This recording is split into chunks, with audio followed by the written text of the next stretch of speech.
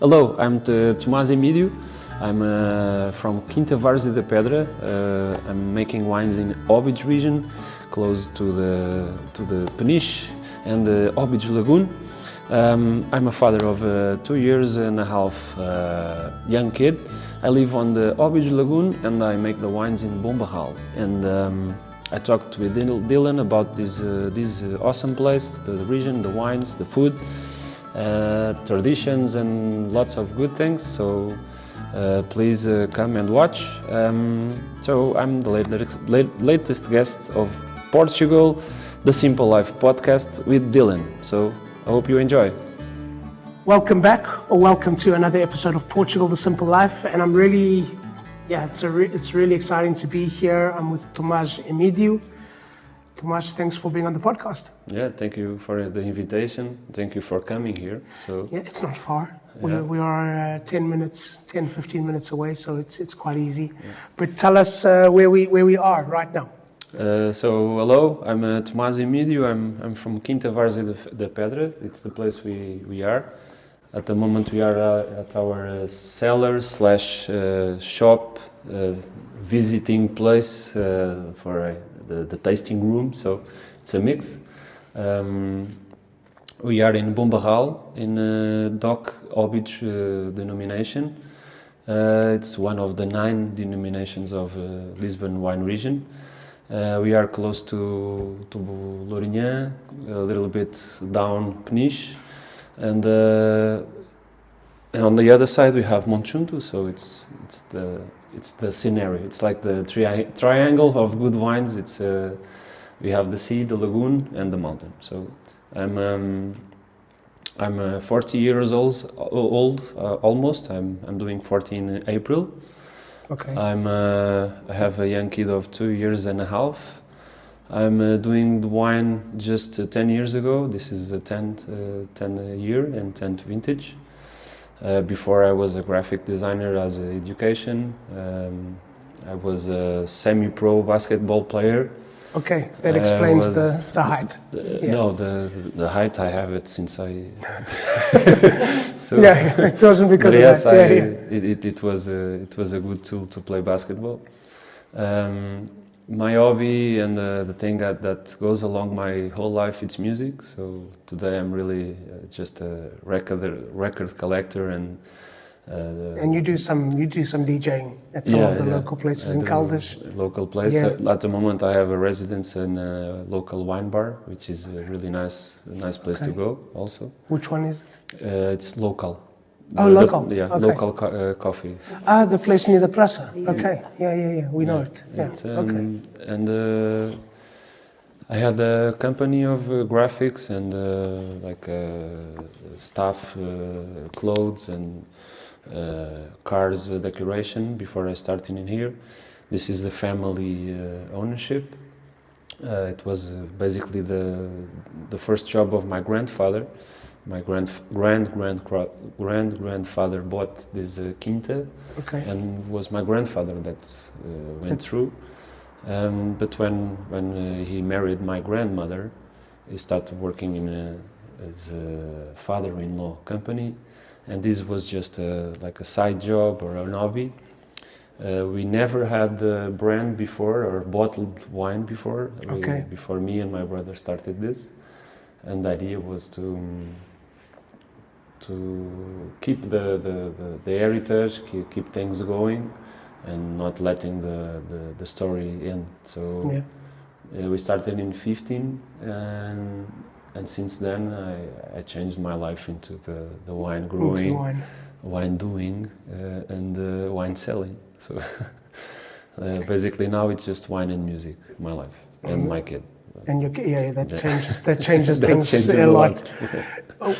I mean, you're from this area. You grew up in this area. I was born in Caldas da Rainha. Okay.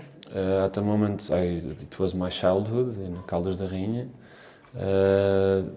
After I went to work, after I studied and do the university in Caldas, also art school, I started working in a cultural center in Caldas, and when I ended, I went to Lisbon, and At the time, I just found an apartment in Foz do Arelho, and when I came back, I started living there until now. So I live above the lagoon. You're still in Foz? Yeah, I'm still in Foz. I love the place. I love the lagoon.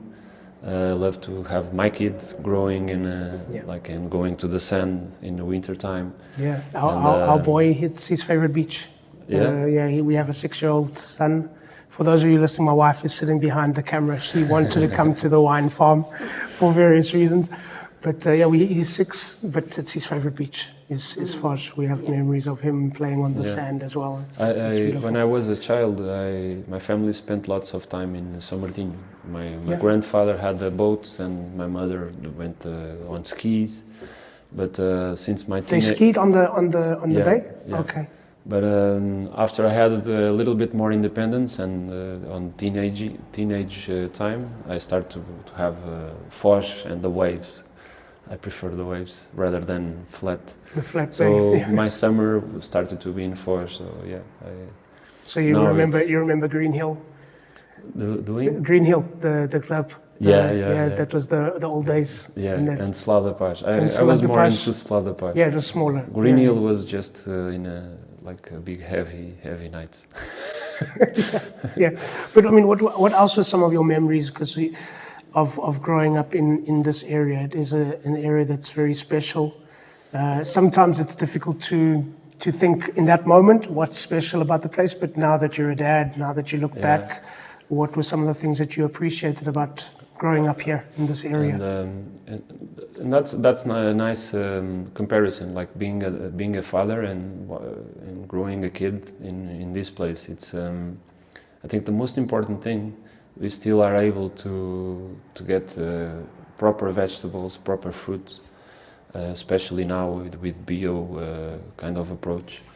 And even yesterday I was speaking about that with a sales guy of phyto products, and I was saying the apples and the pears that I give to my kid are grown by my father-in-law in a small plot, and no products. Just they keep the apples in the floor until March. So, and when we are young, we have no filters. We have the natural thing like it's natural. Yeah.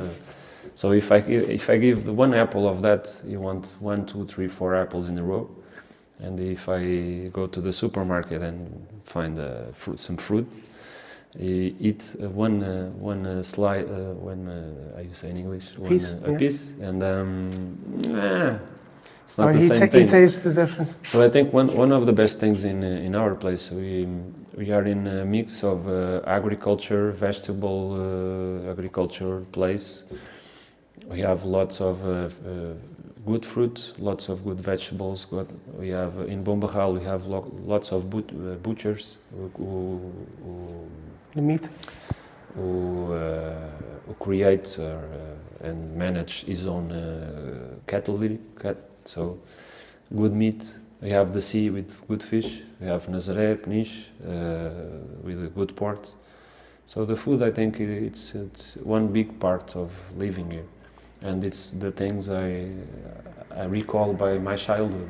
My grandfather upstairs, we had a milkery, so in the weekend or during the campaign of rock pears and harvest, I remember as a young kid to go see a cow, understand, okay, this is a cow and the milk comes from the cow.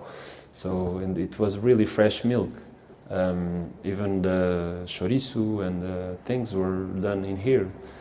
So, being and keeping my life in this place, and I think it's one of the best things to show again to my kid, having our own cabbage and some vegetables, the orange, without being mainstream. Yeah. Being at the beach, being at the field, I think it's really important to pass this to our kids. Yeah. If not, we are losing the natural and the nature that is inside us. So if we don't have this, We are not being an animal, and Yeah. we must not forget we are just an animal. Yeah, So- yeah. I like that. Yeah, I like so, it. And then what made you decide to start to work with the wine farm again? Because you mentioned it was your great-grandfather. Yeah. It stopped. It wasn't a label. It was just... No, it's just this region has a tradition of bulk wine because of the period of the dictatorship. It was almost an obligation to produce lots of wine to feed the capital and feed at the time other regions. So we are in the 40s. We had a really big capacity of production, like fertile soils with clay, so lots of flat lands. So the typical cellar and typical family things in this region, it was big tanks, big production, and bulk sales. So And everything used to have to go through the what's it called? the cooperatives. The cooperatives. Yeah, Bombarral. It's just Yeah, 1 just minute there. from here. Yeah, yeah. It was one of the biggest cooperatives in terms of Quantity. wine kept in tanks. Yeah. It was one of the biggest in the country. So Wow. because of that. Yeah. It was my grandfather that managed this until he died. After we kept things the same until my grandmother died, and after a couple of years, things were okay. It's not our life, but Yeah. we deal with those things. So, or we do something, or we just sell or something. So our family, and me and my brother and my sister, are not the guys who sell. We want to keep everything. So with UWE support, there was an idea. Okay, let's try to modern a little bit the cellar, replant some vineyards to quality again, and with these projects, there's a big majority if we do this part of selling and doing a brand. So okay, maybe we can bottle part of the production. And my brother was the pioneer. So at the time I was beginning my company and stuff. Oh, okay, but I said yes. I agree. We have to keep things going. So yeah, go for it. But my name was in everything about the projects and all the paperwork. So I needed to be here. So I did the first vintage in the cellar. I was the last of the family to do the bulk before I worked in Lisbon. So after a couple of months, I need to learn everything. I need to know what we are doing, what type of wine, what type of things. I need to understand these things. I will not be able to do if I don't know. So slowly I got away from graphic design and starting to learn everything, do everything. Yeah. And it was that way. Yeah. How much of it was stuff that you had to learn, and how much of it was things that just came back from watching your grandparents? Lots of things, like wine. It's in our family, so both of our grandfathers were wine producers. Yeah. Our childhood was a summer in the farm, like going in the trucks with lots of grapes, picking, going to the cellar, like deliver the grapes, doing stuff in the cellar. So the old roots of wine were in our blood, in our imaginary. Mm. So. Since 15, with a wine consultant, he showed us the modern way, with cold system, with some knowledge products that help to go and do a fine wine. But it's funny because since 2019, I took off the products again, and now we are almost doing the wine that we used to. Oh, wow. like more a Okay. natural kind of That's approach, interesting, yeah. with a little bit more hygiene, more technology, but the same products. We have a mix of vegetables in the vineyards again, so it's the new trend. I think it's the future again. Yeah. But it's the same things that we used to see Yeah, in the well, vineyards. that's So- funny because it's in the wine world. It's trendy, it's the new Yeah. way. But here it was always like that. In the well, not always, but At in the the same- old ways. Yeah, At the same in the same time. Yeah. After it was the herbicides, the insecticides. So it was the new way. yeah. In our days, we are throwing back Go again. back to natural. To have the Pode estar toquezinho. Obrigado. to have the balance again. So I think lots of memories. It's in our things, like Yeah. doing things in the cellar. It was normal. Yeah. I know things that friends of mine. So sometimes they look at me and, you know this? Yes, I did this with like a big concrete tank. No cold system. No like. Really old pump. So now it's easy. I can see the tank is filling with the scale.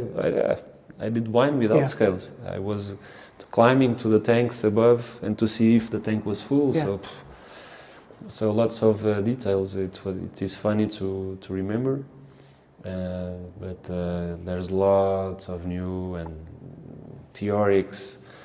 Manage the vineyards. It was a thing that I was not doing at the time. I was back to school, so the winter time, the spring I was studying. I was not dealing with the grapes, so it was and it still is a period of learning, and the difference is on graphic designs we work for yesterday. So as you say in Portuguese, it's okay, I need this for yesterday. In the vineyards, you work for 4 years. Yeah. It was only in the 4th year the grapes are producing well, and the vineyard starts to be something. So if you have an idea, you just have to wait. Yeah. That's why I already beat my record of staying in one project, one job, further than 3 years. So I'm 10 years, so for me it's a personal record. So. And what about tasting? Was that also something you learned from young? Did they let you taste a little bit? It's funny because you know? my brother was more. I have a 9 years difference between my old brother Alberto, and it was an adult who drink fine wine and like the good alcoholic drinks. And I was a teenager, and people just drink like the common things and common wine. And I was not, I don't like this. Because with my brother and my father, also I already tasted something better. So like a more refined kind of wine and stuff. So, but it was not my drink ability, because I was in sports, so also it's not good to drink. But since I'm here, okay, I learned a little bit better, and I found out, okay, that's why I only liked these ones. Yeah, I have a problem with liking good stuff. That's a good problem to have. Yeah. But since I started here, I took some courses. I did a sommelier course, a tasting course also. That's why I went to Germany, like you were speaking, tasting different kinds of wines. And I love to drink wine and taste wine. Not just drink, but taste wine, taste different places. And I love about this ability of juice to grow in decades. That's the thing I understood what's the potential of the wines we are doing in the region. And I've been in Mosel. The Riesling. It's known for aging, because of some characteristics, and we almost have some characteristics here. So when I bottle a wine, I have wines from 10 years ago, and they are white wines, and they are so good. So if I help these wines to go even more, I think it's amazing for us to. I normally say I compare this with a record. I have records before the vinyl, the former, like with the graphnels, gramophones, and they are old, but they still play, and they still share emotions for us who are listening. When you pass this to the wine, if I'm doing one wine this year, I'm bottling this year, and the wine in 20 years, it's drinkable. Some person will be drinking and tasting and again feel something. So for me, it's the thing I'm more in. Ah, man, this is amazing. So let's do this. And the rest is just work. Yeah. Work and Yeah.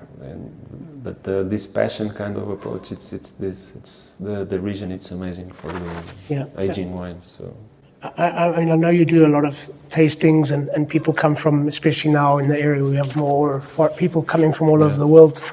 And I think what's maybe a little bit different with Portuguese wine, and not to say that it's better or in the other places in the world that it's like this, but there's always seems to be a story behind the wine, a family story. We have a culture in Portugal of not just drinking, but tasting. Like you said, it's something quite beautiful. I came from South Africa, and South Africa we just drink. You know, we just drank. Yeah, but I came and new world of wine. Yeah, and then I met my Portuguese wife, and you know, she told me that you to taste, and we try different wines, and some we like, and some we don't. And for many years, we didn't like Dow. We thought, no, Dow is not very nice. But lately, the Dow wines, it's interesting. We were always not more. Not lately. If you find a Dow from the 90s, they are really nice to drink now. Yeah. So but this idea of tasting wines is something quite unique to the Portuguese culture, which. Yeah. It's not just about the wine, but it's about who you have it with and where you open it, and there's always a story behind the wine. And I think that's something that surprises and captures people's imagination from everywhere when they come. I think it's our Latin side. Everything it's about sharing, eating, drinking, and having a party and a reunion and being together. I think we are Latins, so. Because of Latins, then the Romans had the Romans and before the monks, they started to make wine here. So our region has had monks in Gaeiras, Obidos, in Alcobaça. So they knew how to make wine, and they were just drunk. And desserts. They got the parties at the monastery. I imagine they like to drink. Wine and sweets. Like the cakes and the things like that must have been crazy in the monasteries. I think it's a big part of the culture, and it's funny because when I'm doing tastings for events and stuff, lots of people say, "Oh no, it reminds me of the wine that my grandfather made in the small place at home," and so it's. I think at a certain point also being on the dictatorship and people survived because they produced the vegetables, and they had one pig, and by necessity you learn how to do stuff, because if not you're not able to have nothing. So Portuguese are like this, resourceful. If we struggle, we manage to do stuff. And the wine was part of that. So if you speak like a person with 70 years old, 80 years old, they probably tell you, I used to make, I had a small barrel at home and have like 3 or 4 vines, and I did my own stuff, because if not, they didn't have. So I think it's all of this together makes us a wine country. Yeah. Like France, Italy, Germany. We are Yeah. in the world, the old world of wine. I think we are the second country with more indigenous grapes.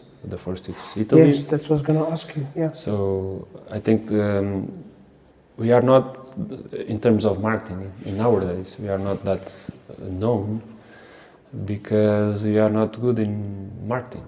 Yeah. We had half of the world was ours, and we discovered, but we didn't manage to spread our things, spread our wines, and it's always about quantity and price, and the wines in Portugal are known by the low price, not quality. But gladly, the last years, the world is understanding. Wait a minute, these guys produce wines since probably there's good stuff. Time. Yeah. But we have wines with pre-phylloxera vineyards, like we have in France, Italy, and there. So we have really good diversity. I think it's the weapon that we have.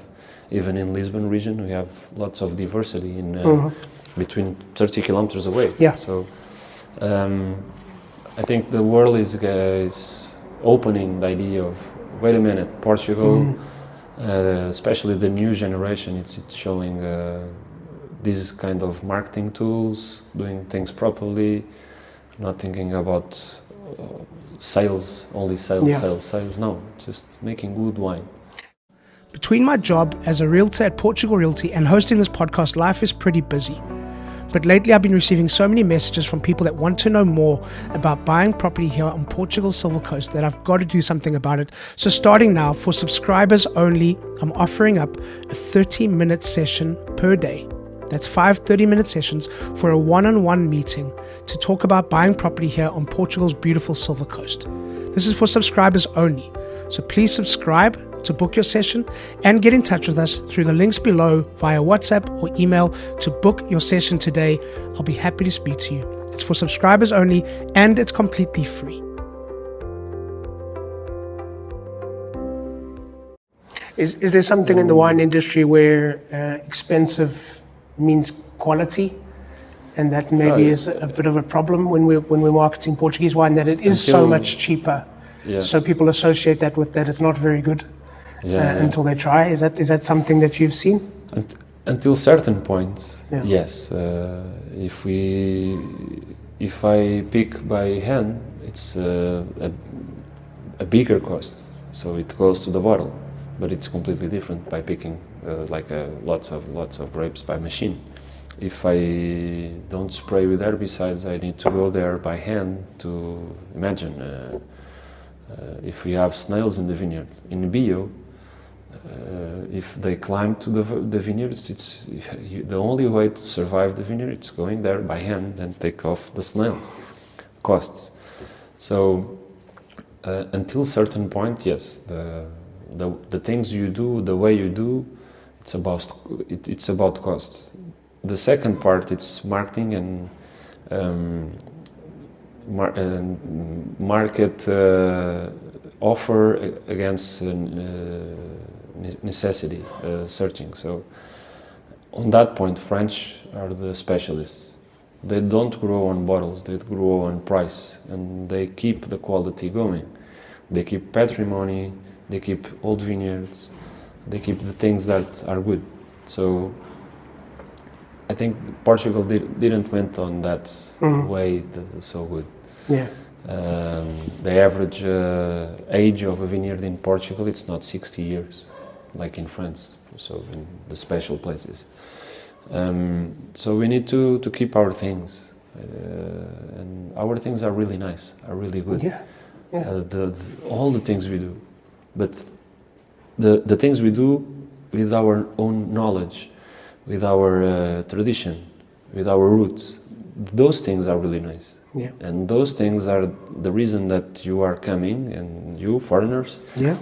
Because the country has everything, and if we show to the world our things, our way, our identity, I think we are on the right way to have price is climbing because we don't have any more.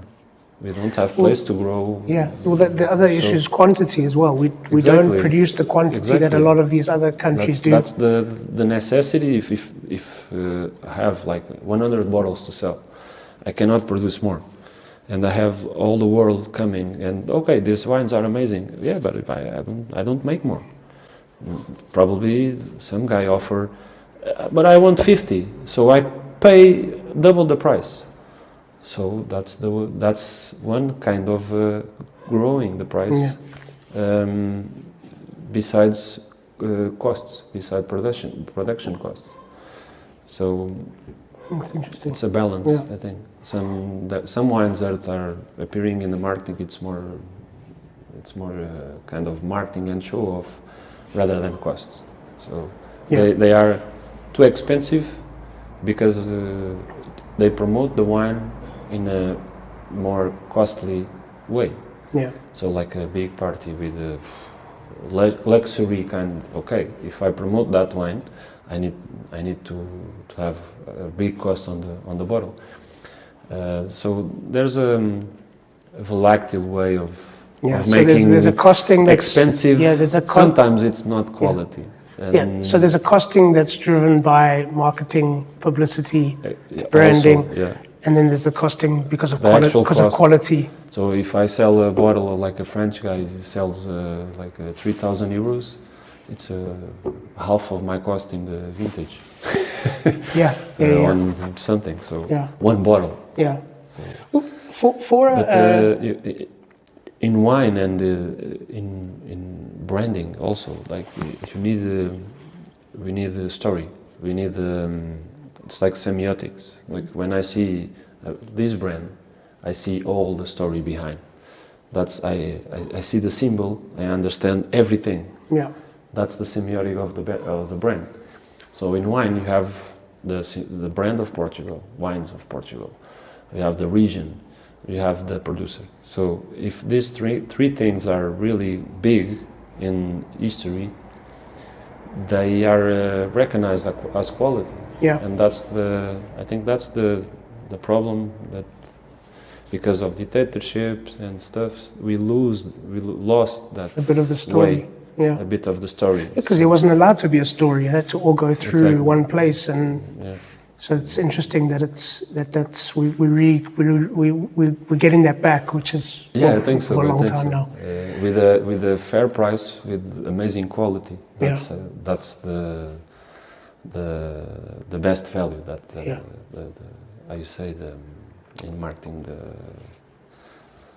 selling point. Yeah. The selling point is like they have really good quality, are really good fair price. So and I think it's special that you don't and you also don't have to come up with a story. You don't have to get someone to write a story. The story's here. The story's in the soil. Exactly. The story's in the bricks, which is a beautiful thing. Imagine this region, the Obidos region. Yeah. The wines from Obidos are known since beginning of the Portugality. So before we were actually Portugal, the wines are in the four letters. There's sayings about the wine from Obidos. Amazing. But it was only in '85 that the certification of DOCs was done in Portugal. Yeah. Why? Actually, it was not supposed to be in the 40s. So interesting. It's only in '85, and the roots was bulk wine. So now, when I say Obidos, I say yes, because it's the only place, at least in Portugal, we produce wine with the salty lagoon on our side, and it's a big influence. The lagoon was almost reaching Bombarral. We have lots of the valleys of the lagoon. But you can taste it in your wines. When we have the white at Tiesensau, there's a saltiness, there's a sweetness, you mentioned the vegetables. That's actually now something that I now remember, because there's something in the taste where you're like, this is different to any other taste that I've had. So it's really interesting. And things were here. And especially, there's a detail, like decades ago, the sun hours were not that much. So the wines were really ageable, like, really tight. You remember, right? Now with the climate change, it's a little bit helping on this balance. Yeah. So we have really good balance in the DOC Obidos to make really nice white wines. Really nice white wines. One of the best to the future, because we have lots of water, lots of influence of the sea, cold weather. I always tell the story. I have photos of 7 a.m. at my vineyard, Vinha da Gafa, day of picking. Midday was 40 degrees. At 7 a.m. I didn't saw my vineyard. It was completely foggy. If you tell this to a wine producer, everywhere in the world, and they will say that's really nice, because maturation is slower, the acidity retains, sugar climbs, so the balance on the grapes are awesome. So after, you just need to not screw up the rest in the cellar and the day of picking and stuff, but we are and things are here since forever. The conditions are here. Yeah. That was going to be one of my questions about the conditions and what makes it special, but you've answered that question already. But the thing that you mentioned before about grape varieties, I mean, that surprises a lot of people about Portugal, that we have so many grape varieties in a country that's a fifth the size of some guys that have got far less. Exactly. We are not Pinot Noir, Chardonnay, Sauvignon Blanc. No, we have Fernão-Pires, Arinto, Vital, Malvasia, Arelho, Alicante, Branco. We still have wine Nova, today. We'll still have wine we'll go somewhere on a weekend. We'll have lunch somewhere, and we'll find a variety that we've never heard of. Yeah, exactly. I'll say to my wife, "Have you heard of this one?" No, never heard. If you go to Dão, we have Encruzado, Bairrada, Bical. Like every region has a different kind of grapes. What have you got here? Which of the varieties have you got here? The Portuguese, the basic, it's Fernão-Pires and Arinto, which is the most typical in the region since. Fernão-Pires and Arinto. Okay. Fernão-Pires, it's Maria Gomes in Bairrada. It's the same grape. At the time, there's a story. It was a different kind of person who had the shoots. So in Bairrada was Maria Gomes.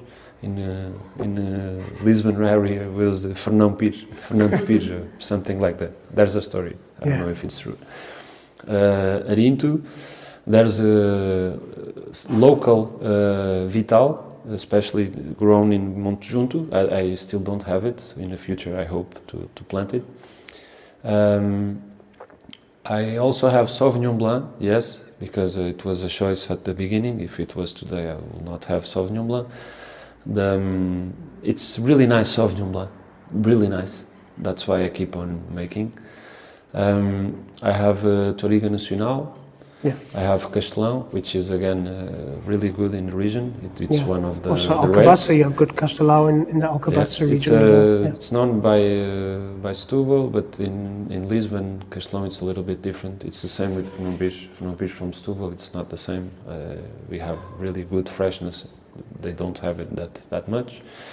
On the reds, I still don't have. You have Tinta Miúda from this Lisbon area, Tinta Roriz. Also, we can do really good baga, as you make in Bairrada, because it's the same, almost the same terroir and coastline.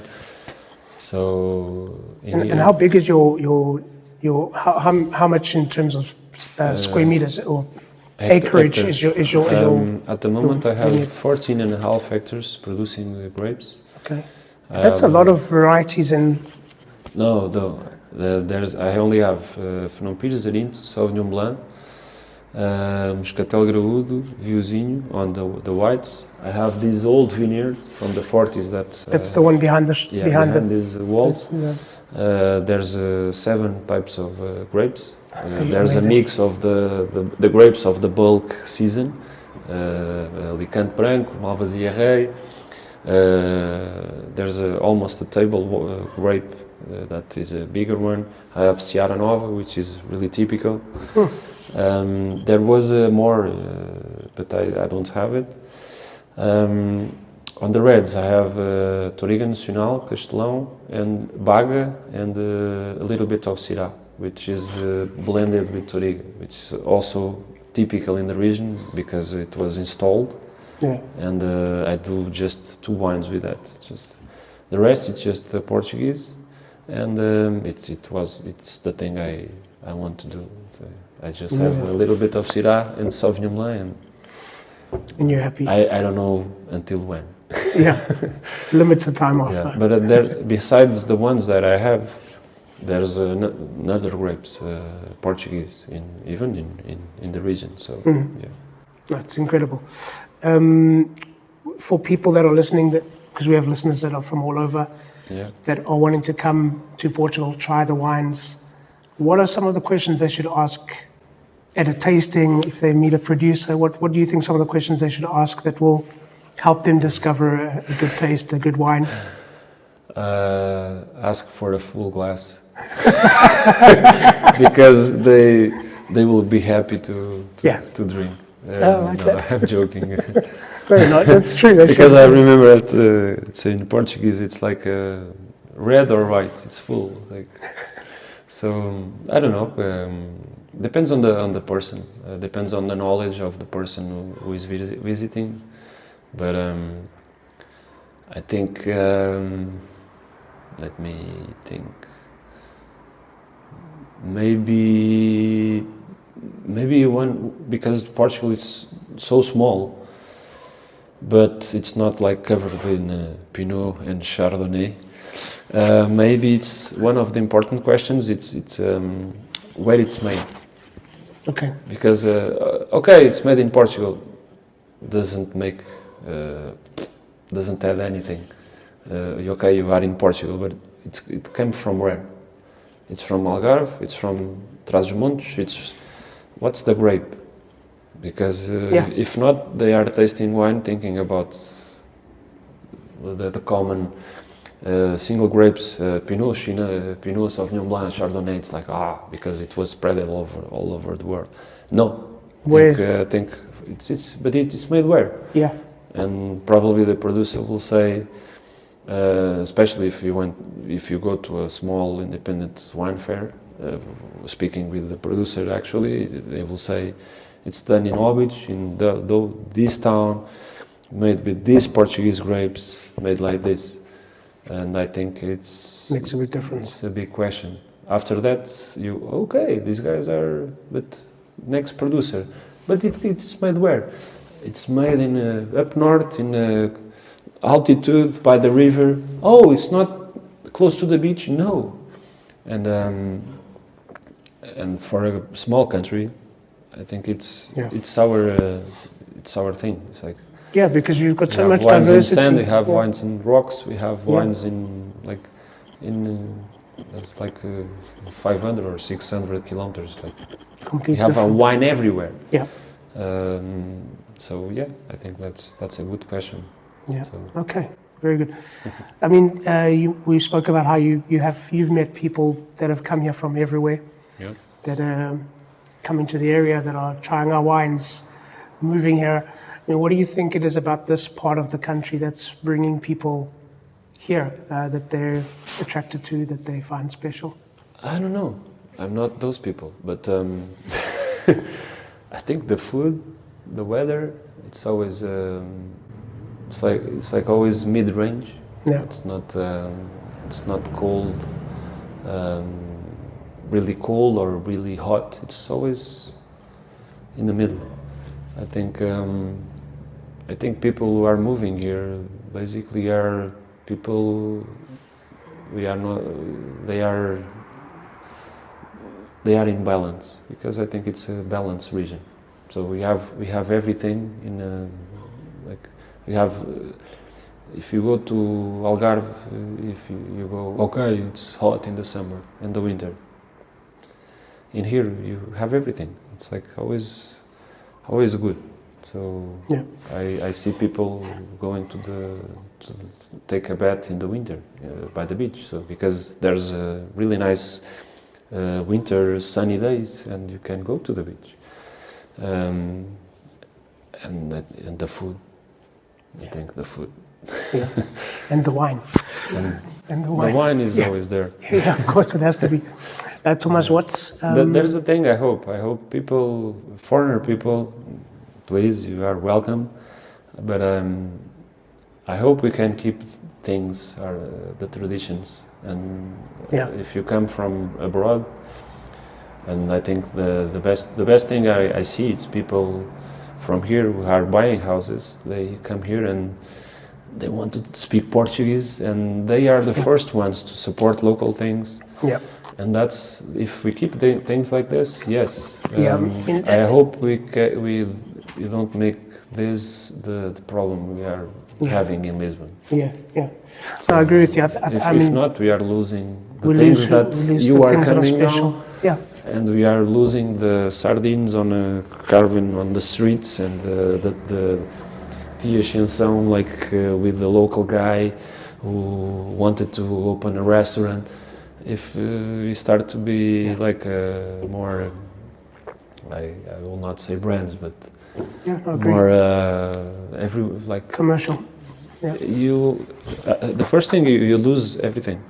Yeah, because we are tasting things that are not from here. Yeah. So if you support and go to these things and understand people, and probably if you can, if there's lots of investors, then invest on local guys, local people, local traditions, support them, and the region it's really amazing. Yeah. I hope I can leave the place in the future in the same way. If not, it will be as every touristic kind of region, that it's not the reason that you are buying houses. Yeah. Now. So. Yeah, I think so. I think you mentioned how, and I'm in real estate, and I must say that the people, my clients, they're coming here because they like the authenticity. Yeah. They like they're all learning the language. Who visit me. That's what they like. Yeah. I see people are interested, sometimes more than Portuguese guys. Sometimes. On the local things that have quality. Yeah, we go to the festas in the area now. My wife always jokes, is it possible that we go to a festa without seeing one of your clients?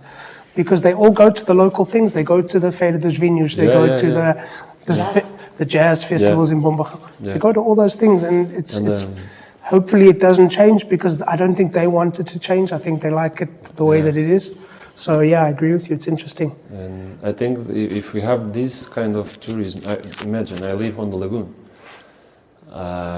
I'm not happy to see big buildings and stuff all around, and people with water jets and big boat. No. You come from abroad because you like eco tourism. You like to see birds. You have to eat the local fish. So you like the measures in the lagoon, so don't come and pollute it. Yeah. Don't go to the lagoon with a big boat. Just go do paddle. Yeah. Like wind.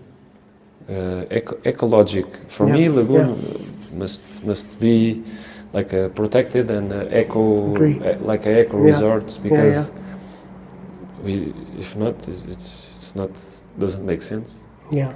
We are eating fish from there, but it's always no, that's not the way. Yeah.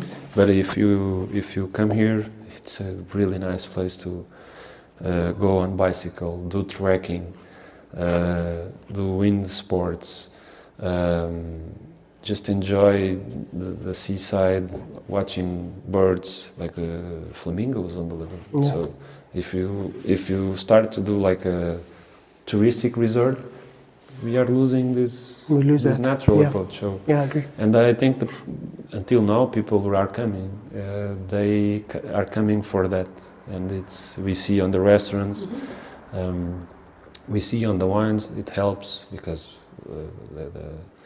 they have more time. Sometimes they live well, a little bit well than common Portuguese, unfortunately. So they are helping some quality things to quality restaurants to have more clients, more sustainability. So on that terms, it's amazing. Like a local wine shop that opened in Foz, like tastings, like lots of people live there and support. I did in Foz, I did jazz nights with vinyl. I was listening by the car one of the nights, so that's why I'm remembering. And the idea was, there's lots of foreigner people, like on the 60s, who like jazz. There's a jazz bar, so let's make a jazz night. Like just go there, just enjoy a fine cognac, a fine whiskey, or a fine Obidos wine for me. Just sit down, grab a shot, and listen to jazz. If I said this to some Portuguese friends and stuff, no, we want some party, want some beer and want some party. So also for me, it's nice to have some fine public who lived in London, went to the best local jazz bar and saw great jazz musicians, and they have the awareness and the knowledge, and now they are living by my side. So if we share this, we are able to do a really cool place to live. And it's exciting. Tomás, what's one thing that you want people to remember and take away from our conversation? One thing. Yeah, just one for now, if you can. The name. The names. Because the labels are really aware that. Where can people follow you? See what you guys are doing. Buy your wine.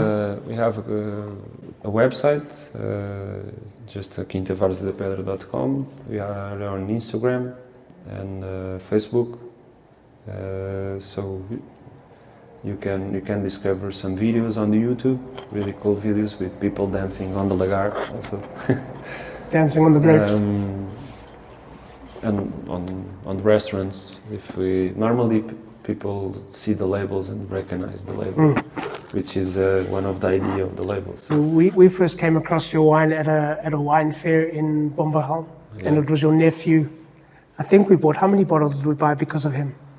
Anyway, at that time he was like 12, 13 years old, and we bought a couple of bottles just because he knew about the wines and the grapes, and he was enthusiastic. It was amazing. He definitely. asked me, how this is made? Oh, this is on the skins with that and that. So there's your next salesperson. He likes to. It's my brother's son, so my brother is more the connection and conversation, and Rafael, it's the same. Very good. We'll put some links in the show notes so people can follow, can come here, can taste your wine. It's really delicious. So congratulations. It's a beautiful wine. Thank you. A question that we ask all of our guests: Portugal, the simple life. Why? Because I studied this question before. So because simple life, because the daily living, it's too complicated.